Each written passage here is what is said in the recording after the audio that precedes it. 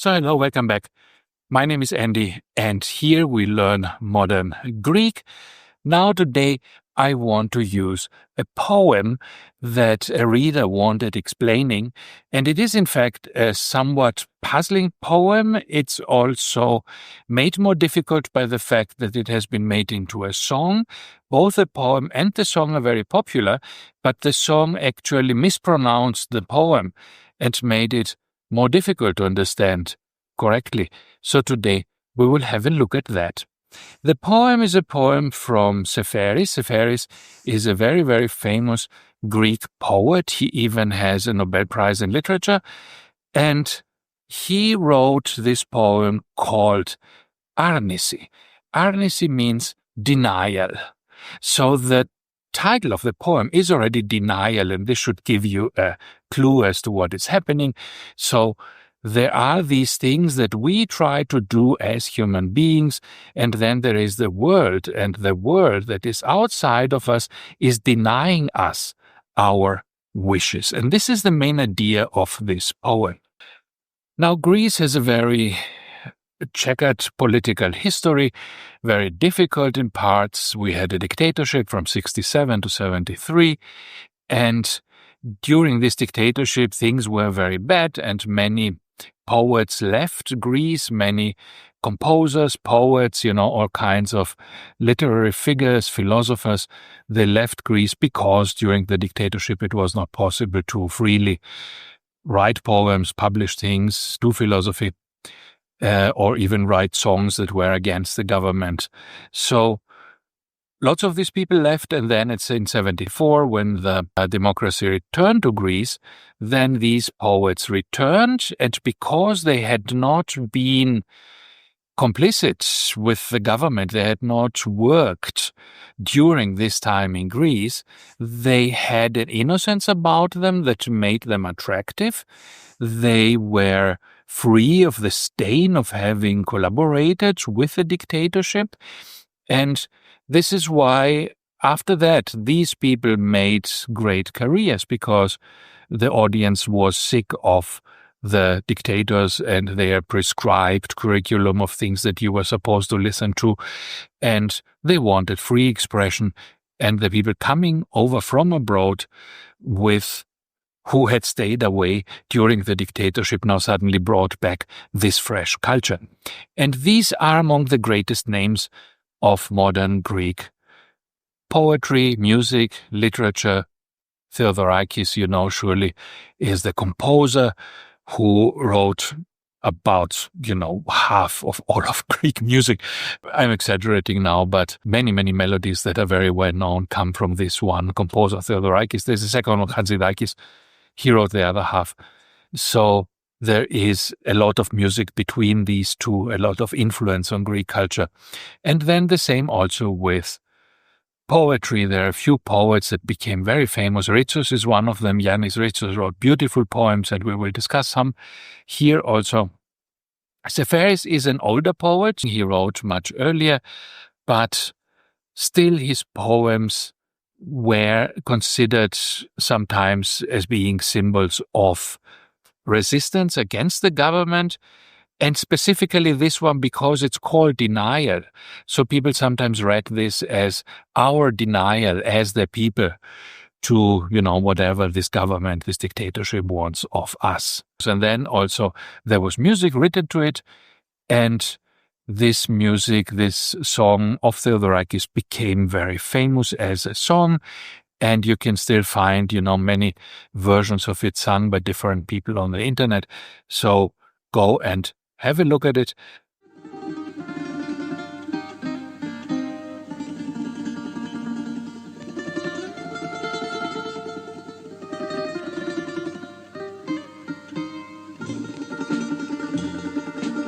And now let's go and briefly talk about the text of this poem. So I will put the text here. And let's go and have a look. I'm looking down sometimes because I'm looking at my phone that contains the text of the poem. I have not memorized it.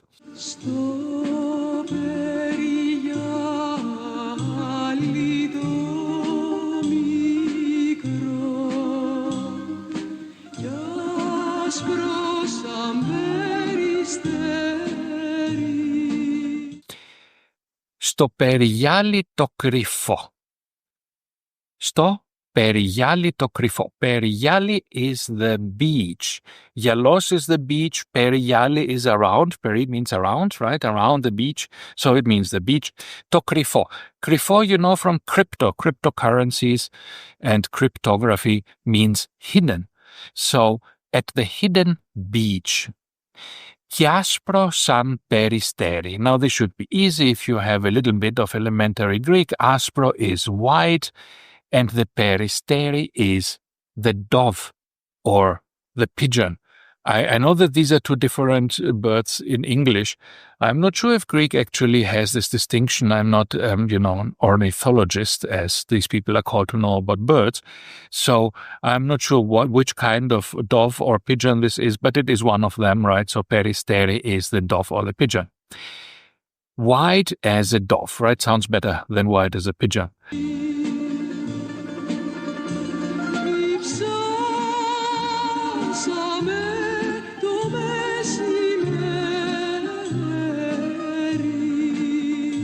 Διψάσαμε το μεσημέρι.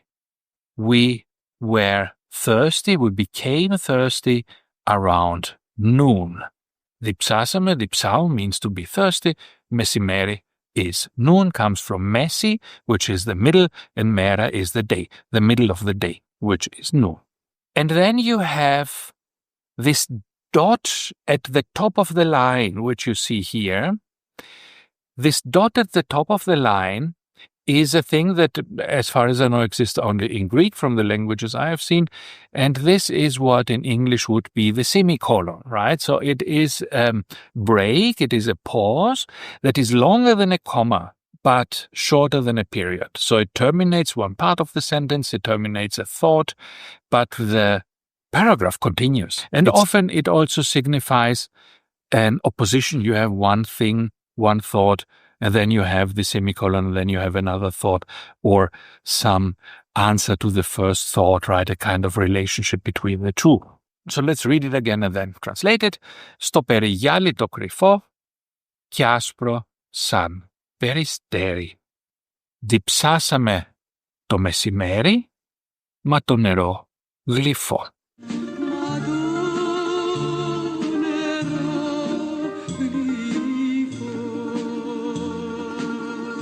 At the beach that was hidden and white as a dove, we were thirsty at noon, but the water was γλυφό, means it is not good to drink. It has a taste that is off-putting, that you don't want to drink. It's not fresh. It is water that has been standing for a long time, and you don't feel like this is fresh water, like it's good to drink. Perhaps it's a little salty, perhaps it's contaminated with salt water. It is not good water to drink. And so this is what happens here. The water is not good to drink. Now, if you look at the structure of this, there is a part before this high dot, before this semicolon, right? And this part is about our wishes, our wants. And then there is a second part, and this is how the world, how the environment opposes my wishes. So I am there and I am thirsty, but the water is not drinkable. And these two parts are separated by this dot, this semicolon. Now, let's go to the second one.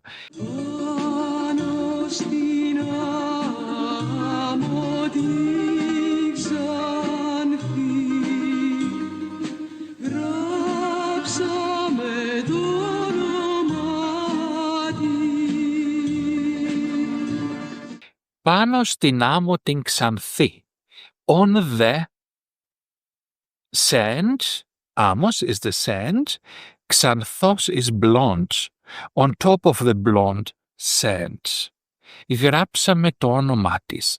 We wrote her name.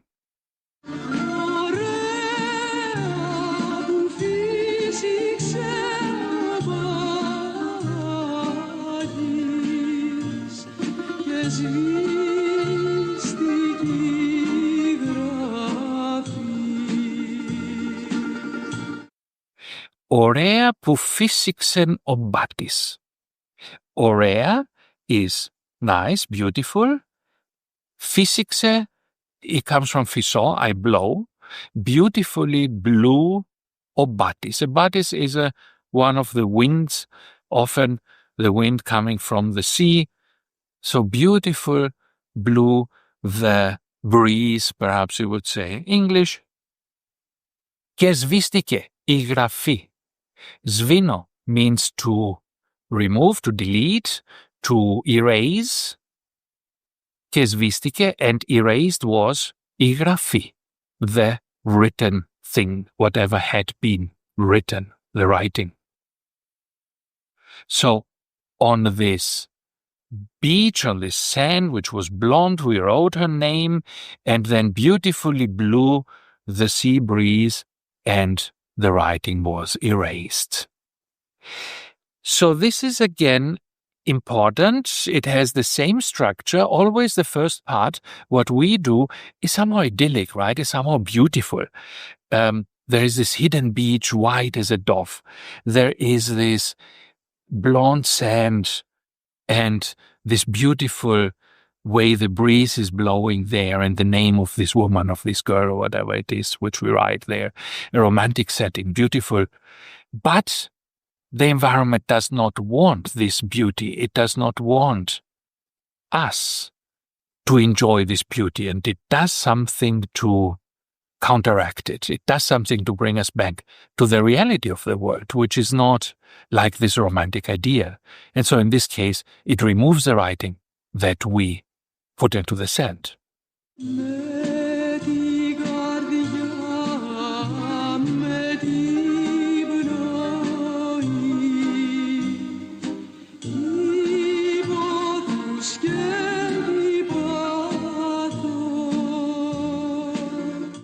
And now the third one, με τι καρδιά, με τι πνοή. This is a question. T is a question word. Με τι καρδιά, with what heart? Καρδιά is the heart. Με τι πνοή. Pnoi is the breath. And this is where pneuma comes from, pneumonia, right? Is the illness of the breath or of the lungs, which are also called in Greek pneumonies, the breath organs. So with what heart, with what breath? And breath here also means the ability to go on, right? I still have this breath in me. I still have energy, right? So perhaps something like energy would be a good translation. With what heart, with what energy? Τι πόθους, what wishes? Pothos is the wish or the desire. What I really want, what I desire, what I long for. Και τι pathos? Pathos is the, we have in English also the word pathos or pathetic often, right? But this is a negative form of that. So pathos means emotional investment. With what desire, with what longing, and with what emotional investment.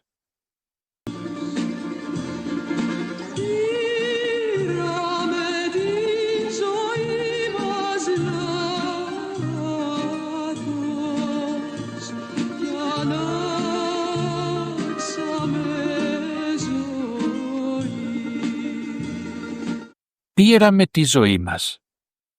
We took, παίρνω, take, πήραμε, we took, την ζωή μας, our lives, our life.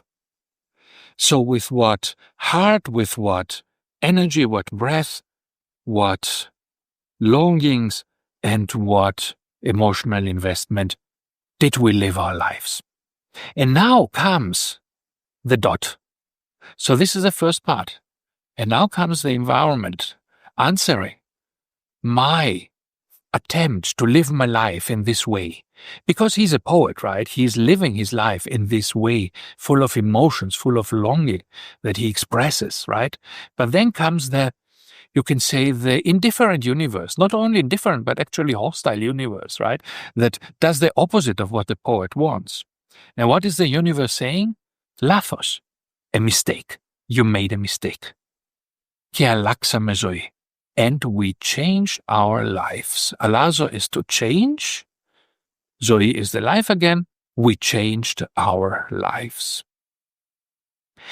Now, I am emphasizing these dots because the structure is the same in all three, but in the last stanza here, Theodorakis changed it a little bit for reasons of the melody of the song. He just omitted this upper dot, this semicolon, and he had the singer sing, "Πήραμε τη ζωή μας λάθος." But this is a different statement now. It says, we took our lives wrongly. We understood our lives wrongly and we changed them. But this is not what the singer is saying because this thing is there. The lathos does not belong to this sentence.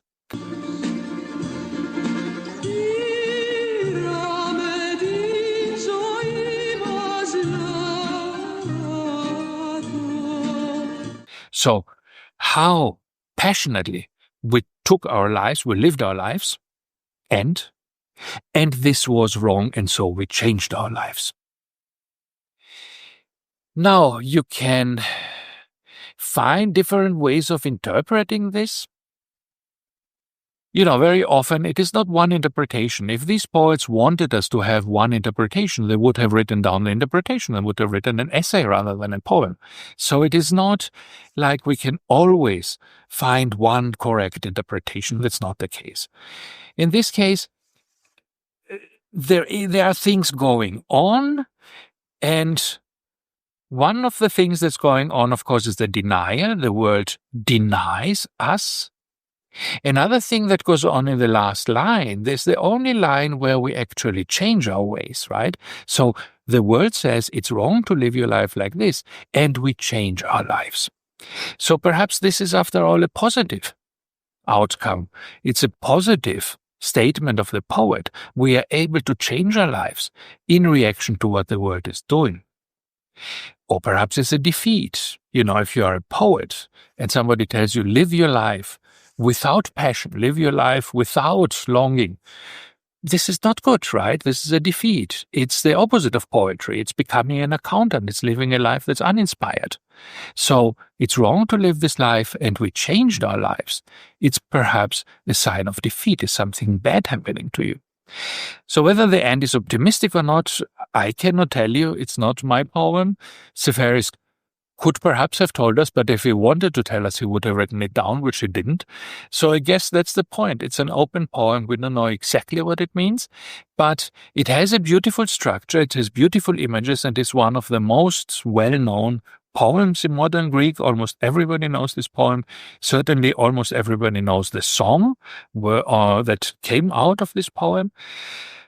And so have a look at it. Try to, if you like it, try to search it on YouTube. You will find many different singers singing it in different ways and interpreting it differently. And there is also a big literature about this, what it actually means. So if you look on different blogs about poetry and websites and so on, you will find a lot of information about this poem, about how it was written and so on, what it might possibly mean. This was a viewer's question about this poem. One of the viewers of this channel asked me to do this, and I'm always happy to do it. I want to do things that you find interesting. So if you have other poems that you would like explained, that you would like me to translate primarily rather than explain, I'm not a, explainer of poems, but I'm trying to teach you Greek. So we focus on the Greek language. Write me, leave a comment, and I'll be happy to do it. And until the next time, see you again. Bye-bye.